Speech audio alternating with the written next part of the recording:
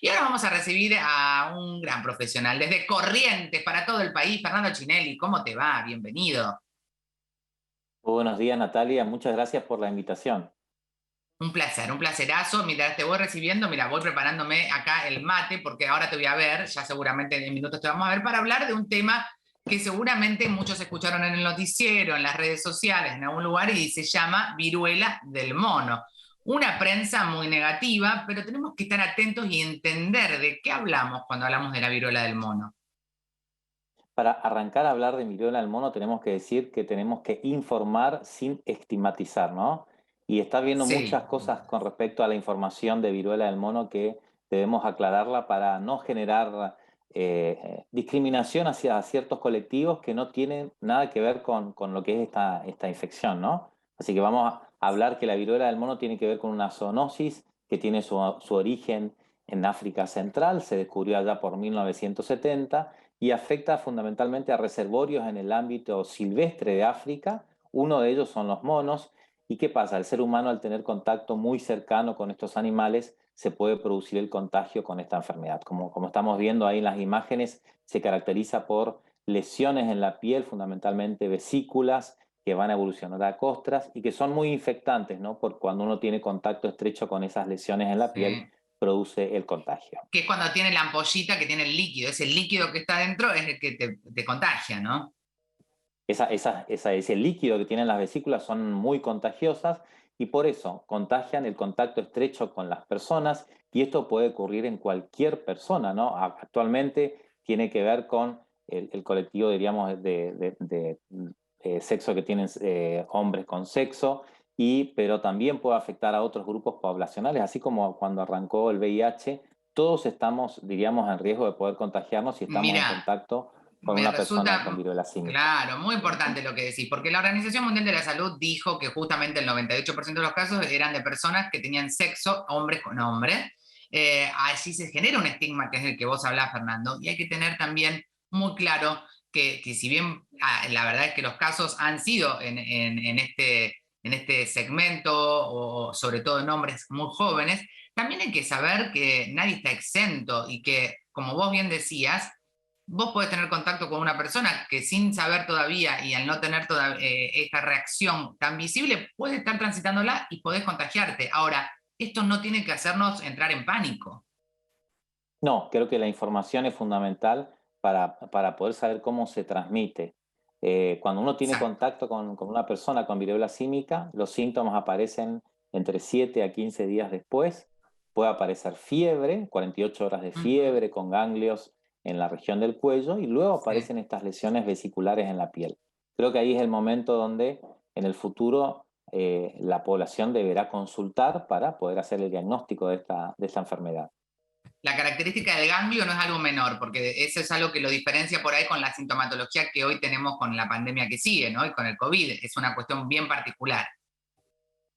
Sí, recordemos que COVID tiene síntomas respiratorios, dolor de garganta, Sí. falta de aire. Bueno, acá en la viruela símica, la viruela del mono, es fiebre, ganglios, gran decaimiento general y luego aparecen estas lesiones vesiculares, Sí. por lo que ya el sistema de salud ya se está preparando, ¿no? Para las intervenciones que debe hacer, ¿no? Con respecto al diagnóstico, se hace también a través de PCR con Ujú.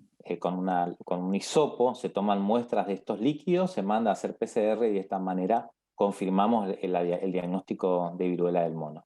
Sí, hay que decir que Europa hoy es el continente más comprometido. En la Argentina estamos cerca de los 20 casos. 16 han sido confirmados que eran casos que venían del exterior, es decir, no fueron nativos. Y hay dos que sí no viajaron, pero tuvieron contacto con gente que viajó. ¿Por qué digo esto? Porque también una decisión inteligente es tener relaciones con parejas frecuentes, de manera segura. Eso nos va a ayudar un poco también a cuidarnos. Sí, y recordar que esta enfermedad no es tan contagiosa como lo es COVID-19, tiene un R, aprendimos tanto del R o tasa de Sí, reproductibilidad que es inferior a uno. No es mortal, o sea, tiene una mortalidad que en algunos datos hablan de menos del 1% sí, y tiene algunos tratamientos que uno podía utilizarlo y la claro, vacuna, que la vacuna que eso. actualmente existe es la vacuna de la viruela humana. Ustedes saben que en el mundo y en Argentina se vacunó hasta el año 1978, Así que gran Sí. parte de la población tiene esta vacuna y estamos protegidos. Claro, y el que no la tiene, ahora vamos a pasar la pregunta, el que no la tiene, si lo desea, por supuesto es una vacuna que pensemos que es una enfermedad que está erradicada, pero la vacuna de la viruela del mono no existe, la de la viruela humana, como decía Fernando, es la vacuna que hoy el mundo tiene. Y quiero decir algo, hubo 7 fallecimientos en el mundo hasta el momento por la viruela del mono, todos los casos tenían enfermedades de base, y bueno, ahí hay un tema que por supuesto hay que tener en cuenta, porque cuando uno dice murió alguien por la viruela del mono, bueno, se contrapone a esto que un poco queremos llevar, que es tranquilidad. Tengo preguntas para compartirte, Fernando. Perfecto. Ahí estamos, Augusto de Quilmes. ¿Cuáles son las vías de contagio más prevalentes? ¿El roce, por ejemplo? Bueno, contagian las gotitas respiratorias cuando yo estoy muy cercano a una persona Sí, hablando, charlando. Si estoy mucho tiempo con esa persona, me contagio a través de las gotas respiratorias. El contacto con estas lesiones vesiculares, este líquido, por el roce muy estrecho y en algunas ocasiones con objetos que pudieran estar contaminados con los líquidos de un paciente que esté con estas vesículas, ¿no? Así que por eso el tema de las relaciones sexuales tiene que ver con el roce estrecho de la piel y eso es la forma de contagio.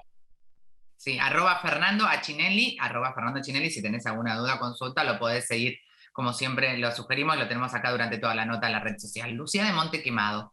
¿Cuál o cuáles son las diferencias entre la viruela con la viruela tradicional, la viruela del mono, de la viruela que hablábamos recién, ¿no? Humana. Bueno, con respecto a la vía de contagio, son similares, o sea, son idénticas. Sí, tenemos que decir que viruela humana tenía mucha más mortalidad, tenía mucha Sí. más contagiosidad, así que esta es una zoonosis que está por debajo, diríamos, de los índices de contagiosidad y muerte de viruela humana. Claro, y ahí es donde la gente dice, bueno, ¿y por qué la OMS declara la alerta internacional? ¿A qué se debe? Bueno, fundamentalmente porque puede afectar a grupos poblacionales muy debilitantes o frágiles, que son los mayores de 70 años, las Sí. embarazadas, los inmunocomprometidos y los niños, ¿no? Estas poblaciones en donde el sistema inmune está relativamente inmaduro y en algunos casos Sí. deficiente, pueden tener casos de viruela del mono graves y por lo tanto, alerta, ¿no? De estar ocupándonos de este tema que es la viruela símica. Bien. Y es muy importante también, claro, porque aparte había países donde no se hacía nada, ni se habla, entonces hay que generar una alerta para que, bueno, quizás reaccionen un poco, ¿no? Lamentablemente. Maxi de Luján de Cuyo. ¿Tener sexo de manera promiscua aumenta la posibilidad de contagio? Porque cuando hablamos de Bueno, promiscua es que estás con más de una pareja, más de una persona sí, estamos, y sin el número protección, ¿no? el número de contactos sexuales, ¿no?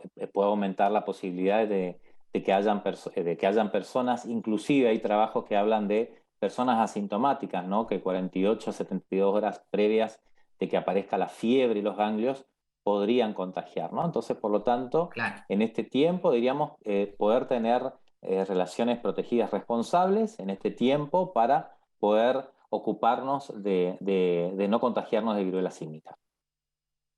Claro, sí, sí, siempre es importante recordar la protección. Igual, acá surge una duda que la comparto con vos, es el uso del preservativo, en el caso de tener una relación, no termina de garantizarte, en este caso puntual con la viruela del mono, el no contagio, porque las ampollas no siempre están en la zona anal o rectal, que es donde a veces también hay ampollitas, ¿no? Y ese roce de piel con piel puede generar también el contagio.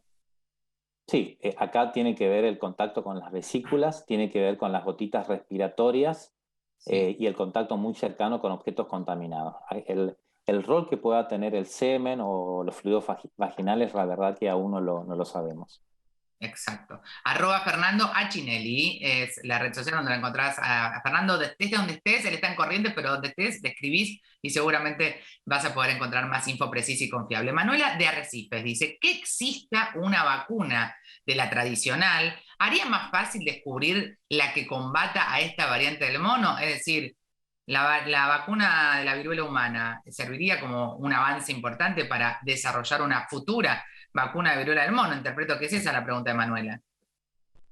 Sí, uno ya tiene descrito el genoma de viruela símica, seguramente más adelante existirán vacunas dirigidas específicamente contra viruela del mono, pero actualmente tenemos dos vacunas que son la CAM 2000 y la Sí, Jynneos, que son dos vacunas que tenemos a disposición en el mundo, por supuesto, en muy reducida cantidad, pero por supuesto va a ser más fácil poder sintetizar una viruela dirigida específicamente al genoma de viruela del mono.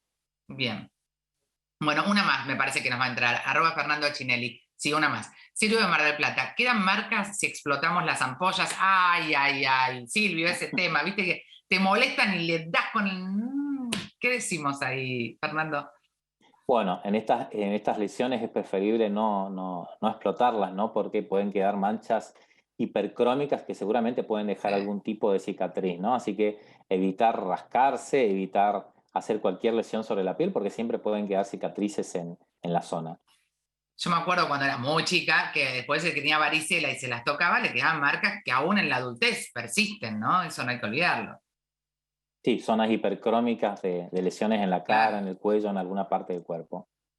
Bueno, Fernando, gracias por ayudarnos a entender de qué hablamos cuando hablamos de viruela del mono, de qué es lo que tenemos que hacer para cuidarnos y sobre todo para no entrar en un camino en el que la alerta nos hace tanto daño, no en lo físico, sino también en la salud mental. Así que @Fernando Achinelli, ahí lo encontrás y siempre muchísimas gracias por acompañarnos en este camino de informar y de formar. Sí, muchas gracias por la invitación y bueno, lo principal, informar sin estigmatizar.